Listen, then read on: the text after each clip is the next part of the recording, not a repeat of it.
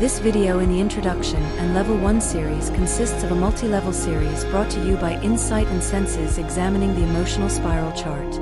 This examination is for the purpose of recognizing, understanding and accepting one's own behavioral patterns and reactions to their life's experiences. I hope you will follow along as we delve into the journey of raising one's vibration to higher frequencies through the mastery of one's own emotions. We will examine the human emotions on each level and at the end of each session provide tips and techniques in dealing with these feelings.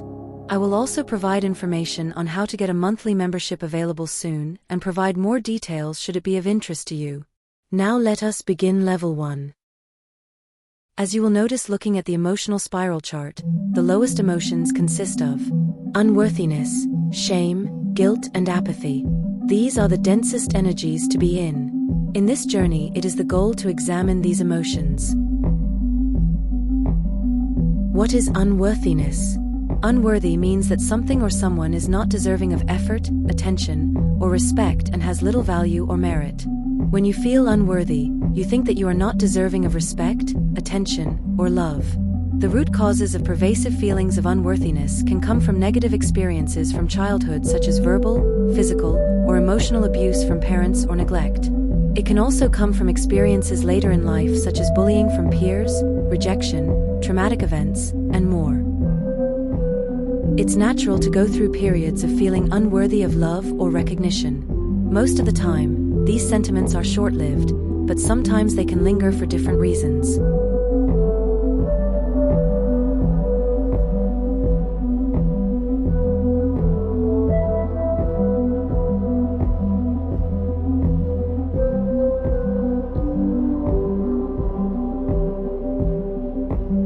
Here are a few ways you can show yourself some more empathy and compassion.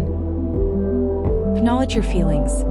Feelings of unworthiness can manifest in a few different ways. Some of us will feel so ashamed that we will try and bury it deep inside of ourselves and never talk about it. Even though we try to hide it, it will still affect our daily lives. These buried feelings of unworthiness will prevent us from having the confidence to go after what we want and pursue the relationships that we desire.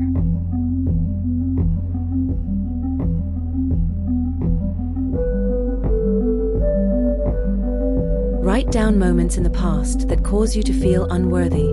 Feelings of unworthiness come from your past. Childhood neglect, bullying from peers, rejection from a loved one, all of these are potential causes of persistent unworthiness. Whatever causes you to feel the most shame, write them down in your journal so you can identify the root cause.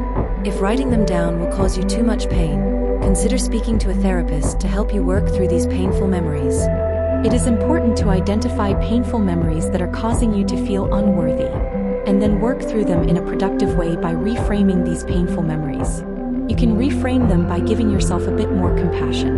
Perhaps you made a mistake that you are still ruminating over. You have to realize that you were younger and did not have all the information and life lessons that you do now. Were you recently laid off from a job? Reframe it as a challenge to overcome. Know that this has nothing to do with your self-worth and more to do with external factors. Finally, speak to someone you trust about your feelings, whether it be a trusted friend, counselor, or therapist. When we are silent and secretive about our feelings of unworthiness, they tend to fester and worsen over time. Do not let this happen. Talking about your feelings is one of the most powerful ways to overcome it. Know you are worthy. Repeat after me, I am worthy. Now, believe it.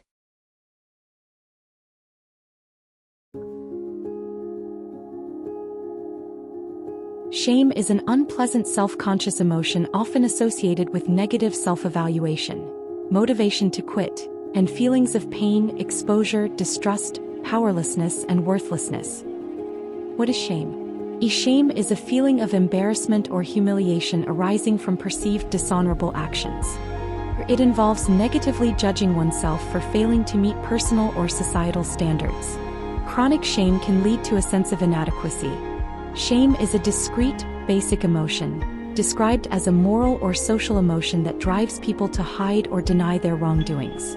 Moral emotions are emotions that have an influence on a person's decision-making skills and monitors different social behaviors. The focus of shame is on the self or the individual with respect to a perceived audience.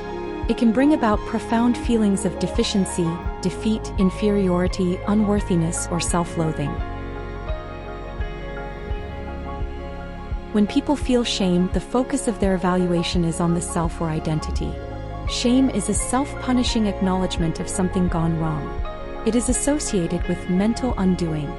Studies of shame showed that when ashamed people feel that their entire self is worthless, powerless, and small, they also feel exposed to an audience, real or imagined, that exists purely for the purpose of confirming that the self is worthless. Shame and the sense of self is stigmatized or treated unfairly, like being overtly rejected by parents in favor of siblings' needs, and is assigned externally by others regardless of one's own experience or awareness. An individual who is in a state of shame will assign the shame internally from being a victim of the environment, and the same is assigned externally, or assigned by others regardless of one's own experience or awareness.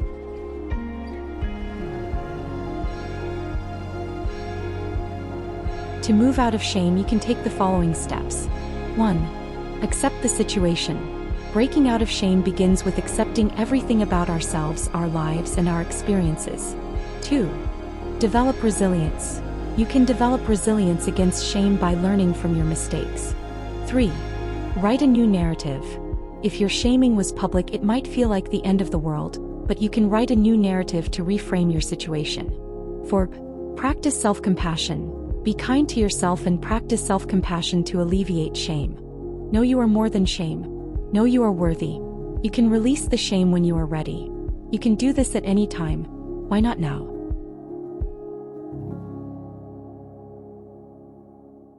Now we will discuss the emotion of guilt.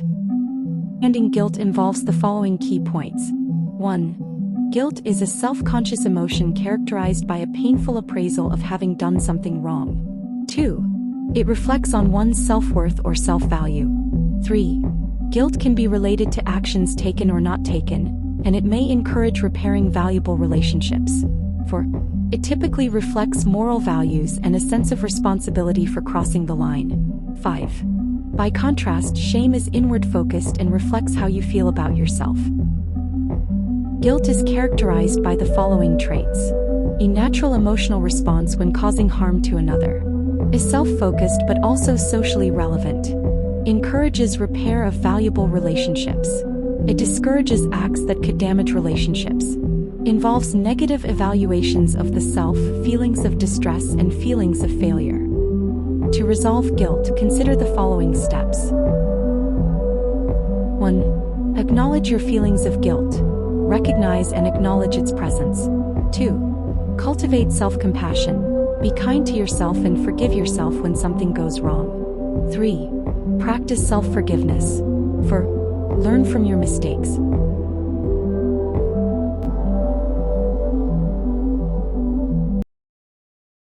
Our last section of Level 1 is apathy.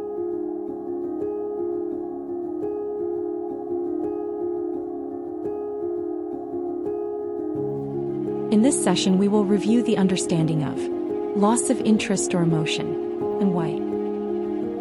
Apathy mainly involves a general indifference and lack of motivation to do anything at all. You might also notice tiredness, a loss of passion or pleasure for the things you usually enjoy, trouble handling your usual responsibilities or the activities of daily life, a difficulty feeling and expressing any emotions, loss of interest in social activities or events, a tendency to spend more time by yourself, a difficulty planning or solving problems.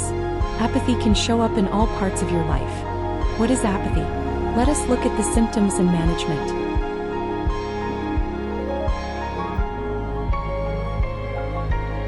Let us look at how to overcome apathy.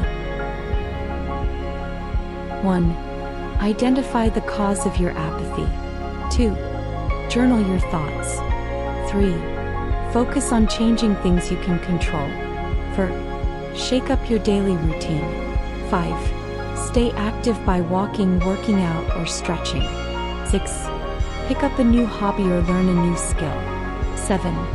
Go outside, rearrange your room, or visit a new place. 8. Do things that make you happy.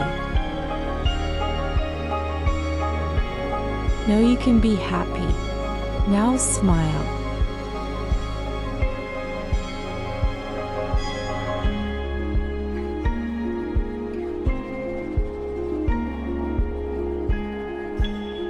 When reviewing the end of this session, you may want to take note of the RICU method. 1. Recognize the emotion. 2. Identify the trigger. 3. Control the reaction. 4. Understand the cause. Here is the presentation for Level 1 for your review. You can pause at any time to read through the slides.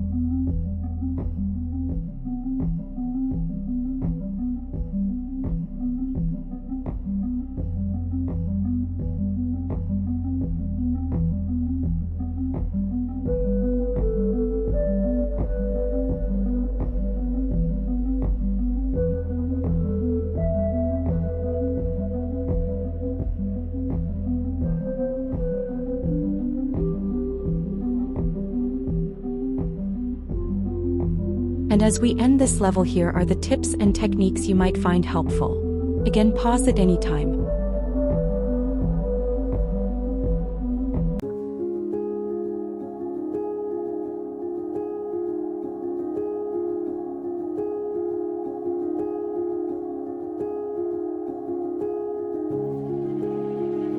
Thank you for joining me on Level 1. I hope you have enjoyed this journey. Like, share, and subscribe if you would like more video content like this one. Look forward to seeing you in the next one. Bye for now.